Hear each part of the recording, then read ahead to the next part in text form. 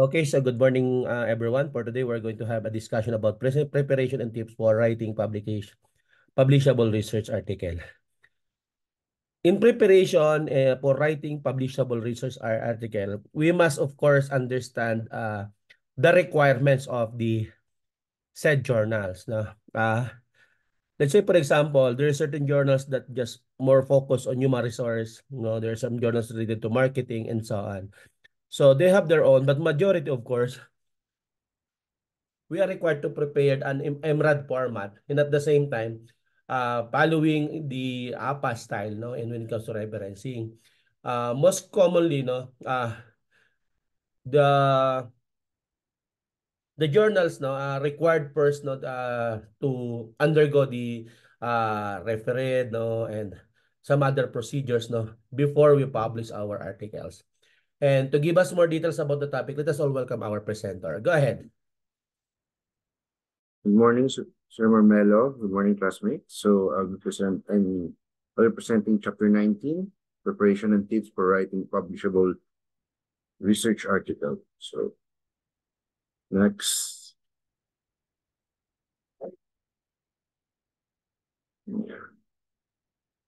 Our objectives for this chapter is, upon the completion of the chapter, we should be able to write a good publishable paper to identify different tips in writing article paper for journal, evaluate the paper prior to the submission. So, next, so we will be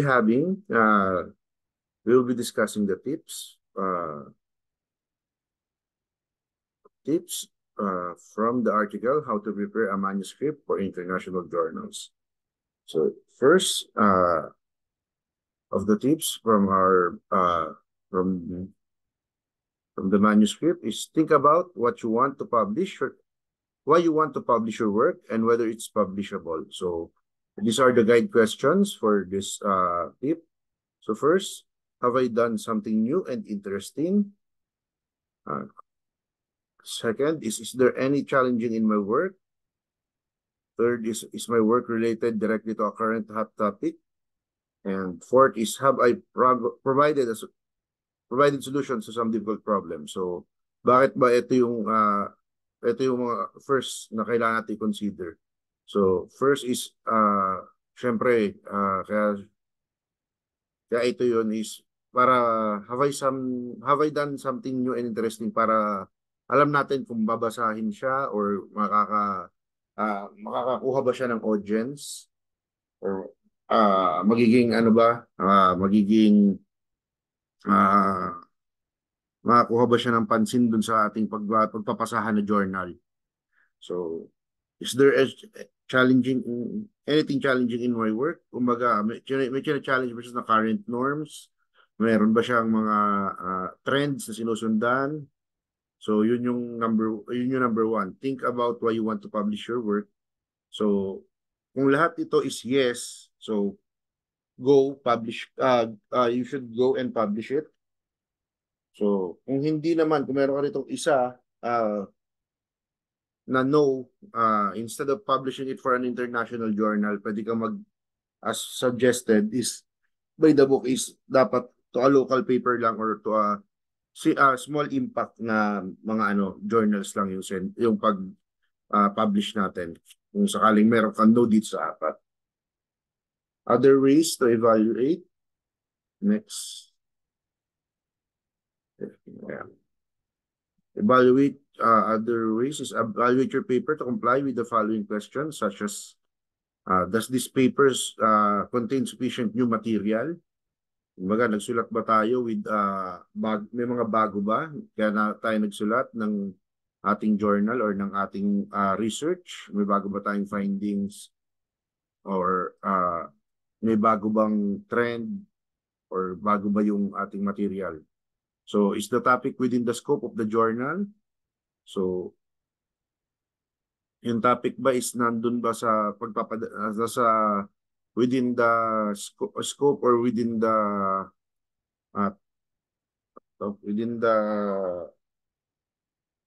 norms ng journal na pagpapadalahan natin. Mamaya, malaman natin ano yung mga examples ng mga journals. Common examples. Yung mga categorization. So, is it presented concisely and well organized? So, maayos ba yung pagkaka-present?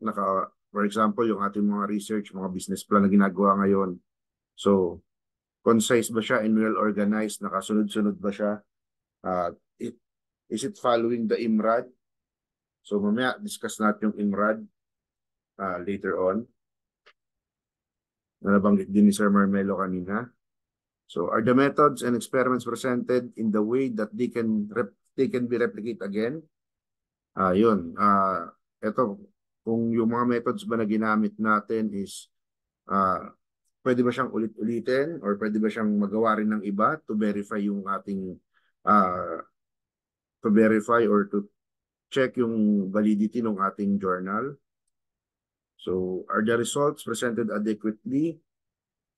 Is the discussion relevant, concise, and well documented? So, itong part na to is ang ano lang naman dito is na-present ba siya ng malinaw tapos na-discuss ba doon sa journal natin kung ano yung result, napakita ba na kung ano yung mangyayari or ano yung mga possibilities based doon sa ating methods na ginamit or ng experimentation if ever na nasa scientific journal yung ginagawa natin.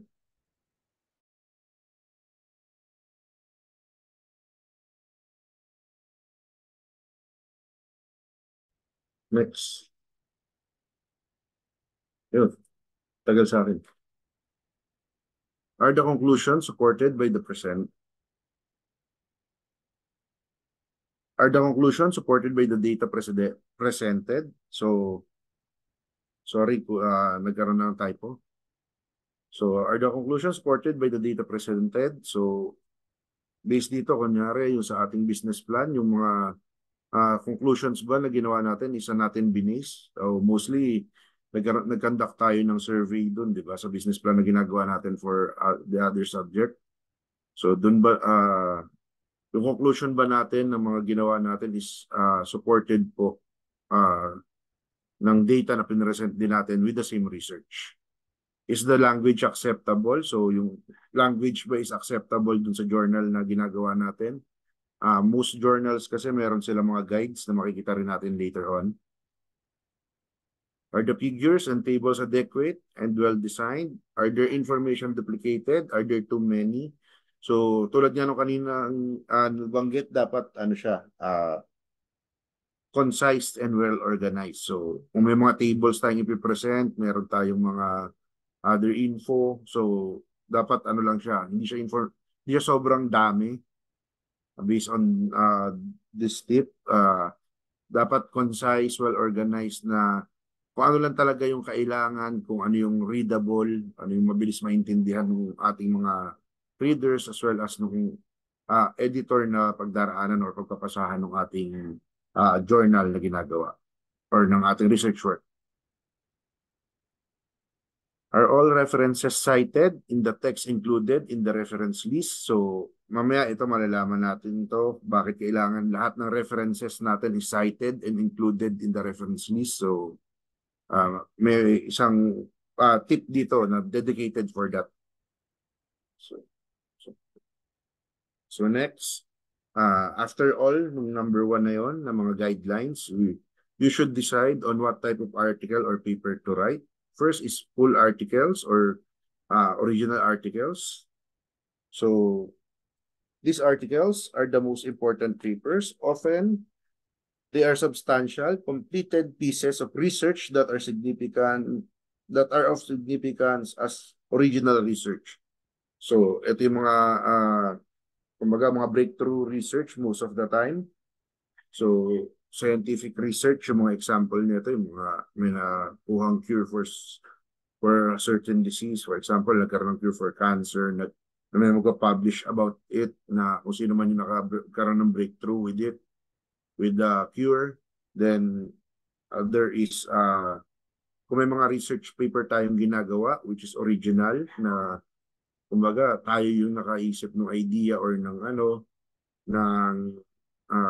topic or about a topic, we have presented a new new ways or new business. So, yan yung mga full article or original articles. Second is letters, rapid communication or short communications. These are usually published for the quick and early communication of significant and original advances. They are much shorter than full articles. So, usually, ito yung mga ano lang, tulad niya nung sa ano niya is letters or rapid communication. So, kumbaga parang mga ano lang to, mga essays, mga mga yan, essays and the likes na mga maigsi lang siya, unlike na, tsaka hindi siya ganun ka well-organized na may mga parts katulad mga full articles. Majority ng full articles kasi is part by part. Pagdating naman dito sa letters, rapid communication, short communications, more on essays, mga letters lang siya na sinesend, kumbaga parang summary lang nung mga if ever na may mga original articles na ginagawa, summary lang siya. So last is review papers and perspective. So for review papers and perspective is summarize recent developments on a specific hot topic, highlighting important points that have previously been reported and introduced. No new information. Normally, they are submitted on invitation by the editor of the journal. So, ano ba tong sample nito? Sample lang review papers and or perspectives at yung mga editorials. So, kung sa newspaper, ito yung mga part ng editorials or yung mga peer review group sa mga research. So, ito lang yung yan yung mga review papers. So, next is choose the target journal. So, choose the target journal. So, based on this, merong 4 na common na journals, 4 types of journals. So, one is the academic and scientific journals. So, academic and scientific journals, these journals are periodical, often discipline-specific. Publications are targeted at researchers, students, and experts in the academic and scientific community. So their main objective is to report and disseminate original research and study findings. So ito is more on ginagamit niya ng academic and scientific. So ito yung mga example niya. So yung mga ginagamit nating books or mga references mostly for our schools and for our mga published na article or published na mga references natin mostly for our research and the likes po. So next is trade journals. So ano ba si trade journal? So, trade journals are published topical issues and professional matters related to a particular field and are primarily intended for members of a specific profession. These types of journal publications cover new trends, techniques, standards, or products in a particular industry. So, si trade journal is ginagawa to ng mga craftsman, kunyari, journal ito or magazine or book written by those, sample nga itong nandito is bakers, intended only for the trade or for the bakers. Kumbaga ano ba yung meron dun, for example sa baking industry nila, may mga bago silang nakitang techniques, bagong ingredient na pwedeng gamitin, ano yung mga latest trends for their craft or for their journal, for their niche. So next is popular scientific magazines. So these publications provide information and facts through well-written articles that are designed to be understandable and more interesting for non-academic audiences. Usually, the topics cover contemporary findings and new information stemming from early research work like developments in green technology, climate change, and sustainable agricultural practices. So these types of journal publications are targeted at a wider section of readers to bring them up to date on developments across various fields of sciences. So makita natin dito yung examples niya is yung National Geographic Magazine, all about space. So ito yung mga about naman yung mga scientific na mga breakthroughs or kung ano man yung mga bago na in the scientific community. So last is the newspaper. Ito yung pinaka-common. So the newspapers, as defined here sa aking reference na nakuhaan, which is researcher-led blog article, is these are the general broadsheets that inform readers about recent developments. They are usually published daily and cover a range of topics such as politics, economics, science, culture, society, entertainment, and sports. So it also contains analysis, news, and opinion pieces by prominent experts across the different fields. So ito yung example na mga newspaper locally. So for newspapers, ito yung mga pwede natin pagpadalahan. Tulad nga nung sabi kanina, yung mga nauna, yung first with tip number 1, kung dun sa think about why you want to publish your work. Sabi nga ron, yung mga guide questions dun, kung masasagot mo siya ng yes lahat, you can go and publish it to the wider audience, which is una-una, with high impact. So first is yun nga, pwede mo siyang ipadala or i-publish with academic and scientific journals or yung mga reference books natin. Second is yung sa trade journals, if ever na it's about a craft or it's about a specific niche. Or with the popular scientific magazine kung sakali man na mga breakthrough sciences yung niche nun. Then last, kung meron kang isang no, it's better na magpadala ka na lang to a local newspaper or a local journal na mas lesser yung impact rather than sa mga international mga release ng mga journals or publications. So next is pay attention to journal guide for authors. So ito yung nabanggit kanina ni Sir Marmelo na there are different guides for different journals or different publications. So, naglagay ako rito ng examples. This is a journal guide or guide to author ni Philippine Journal Science.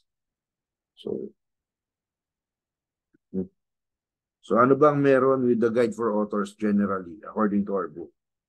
They generally included the detailed editorial guidelines, submission procedures, fees for publishing, open access, and copyright and ethical guidelines. You must apply the guide for authors to your manuscript, even the first draft, using the proper text layout, references, citation, nomenclatures, figures, and tables, etc. So, bakit kailangan natin yung guide for authors? Dito, makikita natin sa guide for authors na nakuha ko example is ano ba talaga yung tungkol saan ba yung Philippine Journal Science. So makikita natin ito in the first paragraph na it is a peer-reviewed multidisciplinary journal. Tapos ang medium nila na sinasabi rito is the journal is in English that publishes reports of original, novel, and significant research results in the natural and applied sciences. So yung guide for authors na ito is, which is number 4 is, ito yung kung meron ka mga publications sa pagpapadalahan or mga journal sa pagpapadalahan, ito yung mga guidelines nila per journal. So bawat isang journal meron to. Kung meron mang mga website na mga mga website yung journals, mostly naman yun nasa digital na. So makikita lang natin ano yung author guide. So ano ba yung mga kailangan nating sundin? Ano yung mga kailangan, ilang page, anong For example, is anong size nung, parang sa ano natin yan, sa business plan. May sunod-sunod tayong format. So, ito yung guide to authors naman. Parang ganun din siya. So, ilang page ba siya? Ano yung mga topics na kino-cover mo?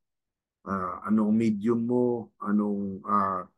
Paano mo gagawin yung mga references, yung mga citations, nandito siya. So, ayan, sample dito is, in principle, review viewpoints and sa third paragraph, are written and submitted on the invitation of a member of the editorial board, although the editors would also welcome suggestions and unsolicited proposals for our review articles. Ayan, nakalagay kung ilang words lang siya, yung unsolicited proposals for review articles.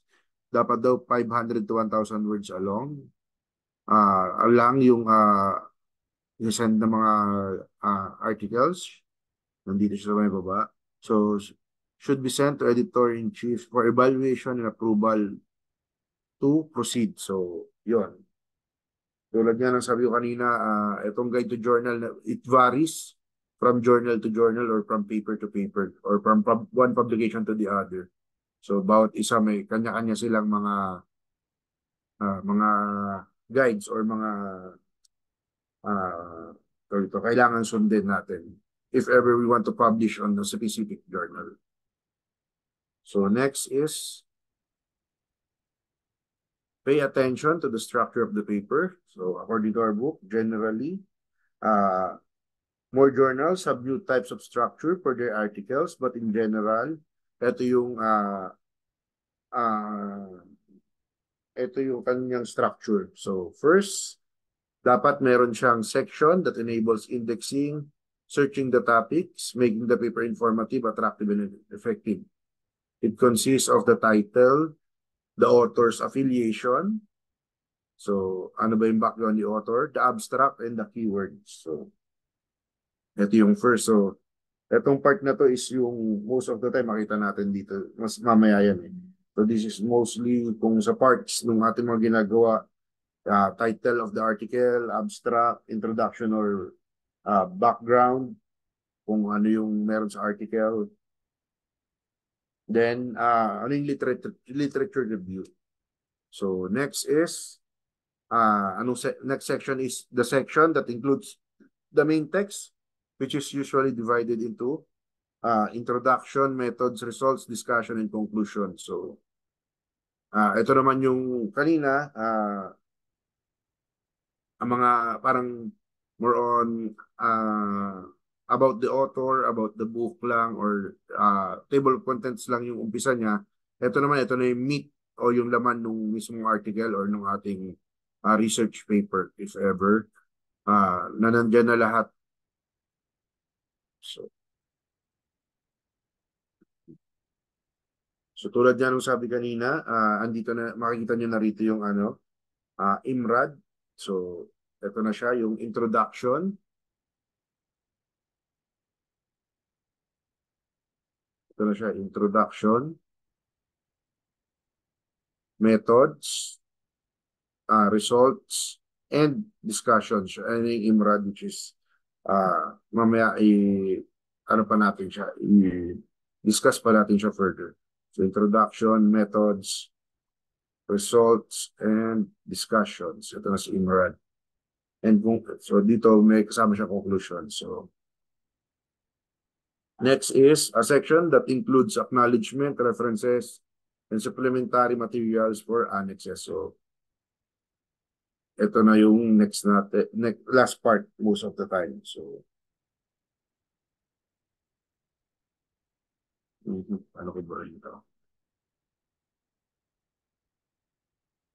Try ko lang yung ginuhit ko. Hindi nawala. So, based on this, meron naman, based on this section, so meron siya mga headings na ginagamit, which is as follows. So, headings to parang per chapter or per chapter or per part ng ating research paper. So, common headings na ginagamit is title of the article, the abstract, introduction and introduction or background.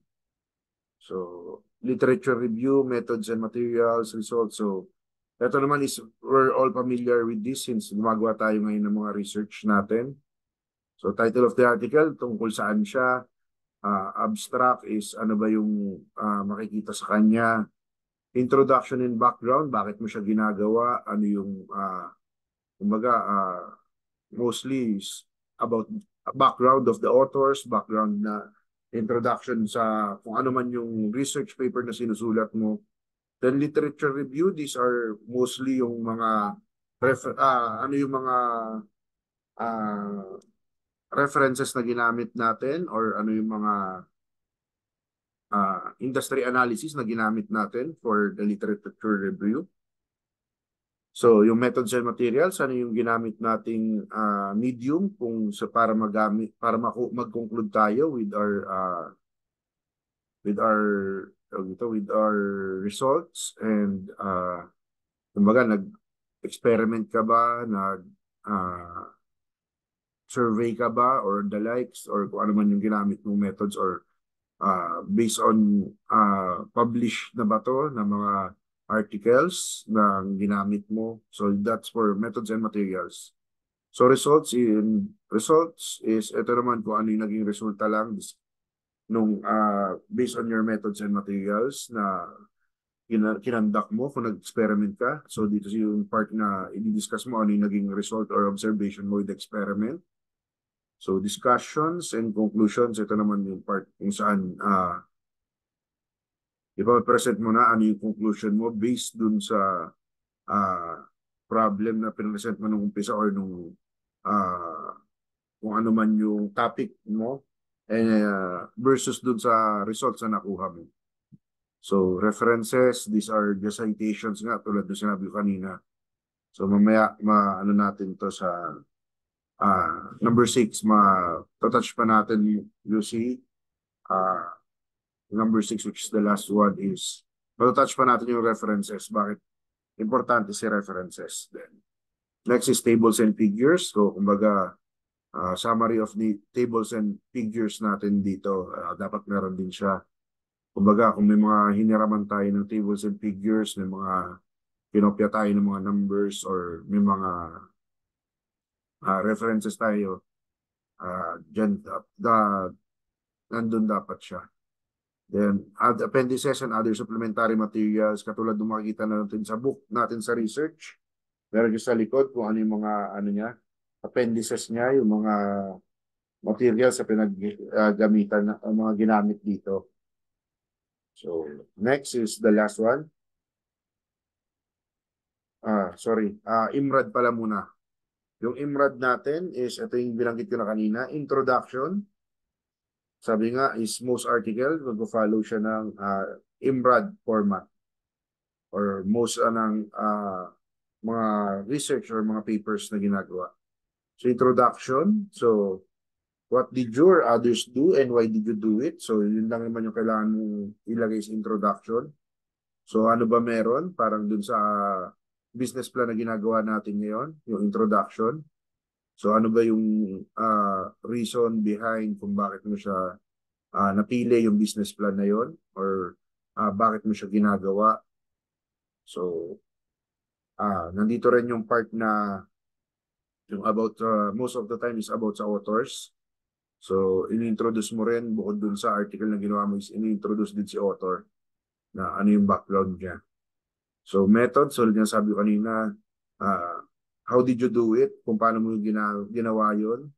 For our business plan na ginagawa ngayon for the other subject is ang most method na ginamit natin for the two teams or for the two groups is as far as I know is by surveying. So yun yung method. Then results is ano yung nakita natin or na kuha natin based dun sa method sa ginamit natin or dun sa survey na ginawa natin. And last is the discussion. So, ano yung ibig sabihin niya? Ano yung based dun sa topic natin, ginawa nating method, sa nakuha nating results, ano yung conclusion sa makukuha natin. So, dito mo discuss sa last part. So, yun si IMRAD. So generally, ito yung sinusunod on most ng mga articles or mga uh, journals na ginagawa. So next is the last part, which is understand publication publication ethics to avoid violation. So ito na yung sa references. So ano ba yung mga madalas na nagiging problema if we are not citing the correct references or we are not citing ng mga tama dun sa ating mga ginawa. So first is plagiarism. So ito yung worst according to our book. This one of the worst things in science is plagiarism. So ano ba si plagiarism? So si plagiarism is yung paggamit or pag-quote natin sa mga references na hindi natin sinasite kung saan siya. Parang, kumbaga, we are owning the reference or yung quotation as our own. Hindi natin sinasite kung kanino natin siya kinuha or ano. Which is we can do this, it can be done or we can have done this without knowing na meron na pala mga existing. So nangyayari siya most of the time pagka walang sapat na background checking or research work na ginawa. So minsan may mga nagagamit tayo na posted articles na pala. So next is data publication. So data publication and falsification is kung instead na mag-research ka or gumawa ka ng mga ng scientific methods, gumamit ka ng experimentation or ng ano, you just assume on something. So papabricate mo lang yung data. So example, instead na you conducted a research or conducted an experimentation on a drug. So ginawan mo lang ng papel. So madalas to nababalitaan natin yung mga peke na drugs na mga hindi siya dumaan to thorough research, tapos kung ano-ano yung mga indications or contraindications, yung mga na nakalagay dun sa kanyang filler sa loob ng drug. So sample is sinasabi nila is nakaka-cure ng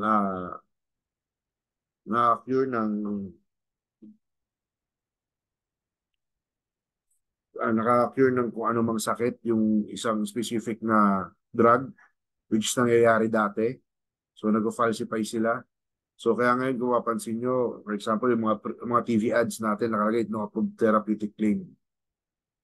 Kasi kunyari, sample tayo is yung mga iBerry, Liver Aid. Sample lang is sinasabi nila is